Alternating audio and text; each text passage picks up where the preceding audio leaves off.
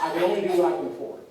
And so I try to find places closer to my home, and which northeast Oklahoma here is much closer, and we've got a lot of activity. And so it's a great hobby. I'm sharing my experience with you. I'm telling you, you can believe me. I'm a firefighter, well, retired now. It's not in my nature to make up stuff and to try to hoodwink. This really happened. And I say that at my own jeopardy because, you know, I had a career and, you know, and I did not shy away from telling everybody at the fire department. I said, this happened. I said, I am a researcher now and I'm going to get one of these things on film and they're out there and I'm going to prove to my family who half my family thinks I'm crazy for doing this and spending wasting so much time.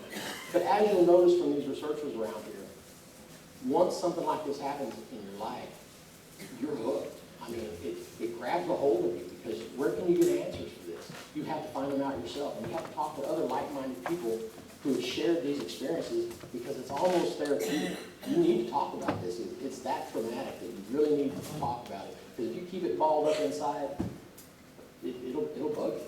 It will bug you.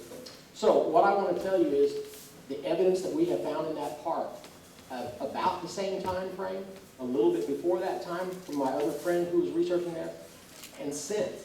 We're going to show you some of the evidence in that park. You're going to see some of it's gotten by me on game cam in that same campsite. We ready to stroll up to the...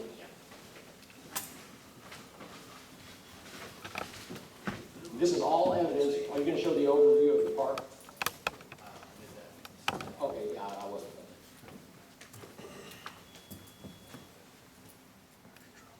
That's how tall the creature was. That was the day after, when my friend showed up, and we were trying to make pictures of everything.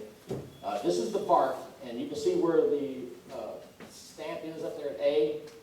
Where is that stamp? That's not... Okay, that's just... Okay. Well, they put the cursor right there above Veterans Lake. Yeah, somewhere in there is Rock Creek, and the creek and Veterans Lake. But the creek, that Rock Creek, actually runs all the way back to that Lake Arbuckle. The creek that I was on does not run into Veterans Lake, even though I was close to Veterans Lake. The creek that they came in on was off of Arbuckle on Rock Creek. And I've also found a footprint over on Guy Sandy Creek, which is off that cove there. And if you can go ahead and move to the next.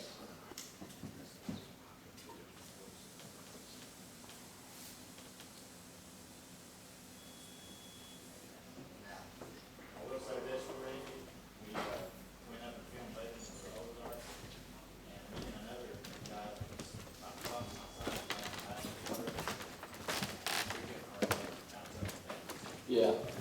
I put some heavy guys on the back of my truck to see if I could get the same amount of squatting to get it as an estimate on the weight of this thing. I'm going to guess 600 to 800 pounds. And that's probably a very light guess because when you're talking something 8.5 foot tall with that kind of muscle mass, he could have very easily been 1,000. I don't know. I'm just guessing. I'm not good at weight. I just know that how much my truck squatted. And that was the figure. That, to me, that closely resembles the figure of the creature. Because of the space under his arm where I saw his latissimus muscle in a very broad V shape going from the armpit down to his waist. And I saw that muscle specifically because it was, you know, I was looking up at a 30-degree angle from my mirror and that's where the muscles were. And then a big hairy coconut-looking shoulder with the moonlight coming. So there was a full moon that night. It was very bright. You could have easily just walked through these woods without a flashlight. But it was also windy. The wind was blowing pretty heavy. I had my parabolic, and I would hear wind blow. So I don't know if the wind helped me that night by them not being able to maybe hear very well. Oh, I didn't tell them about me pulling off the seat top. I was afraid to feel my heartbeat. The most terrifying part when I was describing that earlier, and I rolled over onto the seat, my heart was beating so hard. I mean, I could see my shirt going, and I was like this. And I'm thinking, I just stopped looking at him. He was touching my truck racks. I'm like, he can feel, I know he can feel my heartbeat through the metal. I just knew that. And so I actually pulled myself forward so my back wasn't touching the seat because I didn't want him to feel my heartbeat. Did you really make the door not be unlocked? Did it make a difference? Yeah. I mean, The only good thing is his hands were so big, he may not have been able to get it on my doorknob. But anyway, so that's basically what he looked like. And later, when I was looking down the creek to check out the crossing, I found this 3 foot from the water on my side of the creek. It almost looks like a big toe and a series of smaller toes where something had stepped out of the water and just jammed its toe into the bank to step out of the, up the bank. Isn't that interesting? Now, this is a picture from the gentleman I was telling you about earlier that I spoke with. His name is Charles Hallmark. I was at the fire department and I was looking up Charles Hallmark's information because I knew this was a gentleman who had a website talking about that particular park and his own encounters and research there. And I said, I've got to talk to this guy. I've got to tell him what happened to me that night. So I called him on the phone and I talked to him, and he was a super nice gentleman. So he was so nice. He said that he had not been well. He had said for the past year or so, he lost a lot of weight. He was sick. And eventually, just months later, he passed away. I was so happy to be able to have this conversation with him. I told him what happened to me that night. And I never even mentioned to him about the alcohols, because there's so much that encompassed what happened to me that night. Sometimes I leave some of it out when I'm trying to tell somebody the story. So I'm talking with Dr. Hallmark, and he was telling me about his research in the park. And he said that 2 years prior to me being there, he was actively baiting the trash cans in the closed-off portion of the park in the wintertime.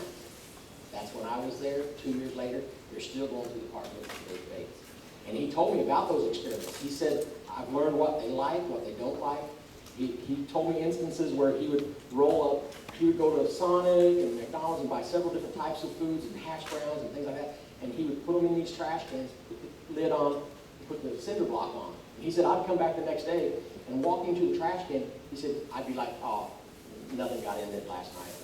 He'd go over, pull the cinder block off, pop the lid, pull the bag out that was rolled up, and when he pulled the bag up, he noticed that it was lighter. He'd unroll it and look in and find out that one food item was taken, and it was rolled back and put exactly back together the way it was. It's like they really wanted the food, but they just didn't want you to know that they were there. So they tried to put it back the best way they can. Maybe you won't notice one hamburger's missing or something like that, but it's just interesting. It's just interesting. Well, he got into where he was trying to get fingerprints, and he had a lot of fingerprints. Some of them were actually palm prints of his own, but that may or may not be a mistake. Some people say, oh, he was hoaxing.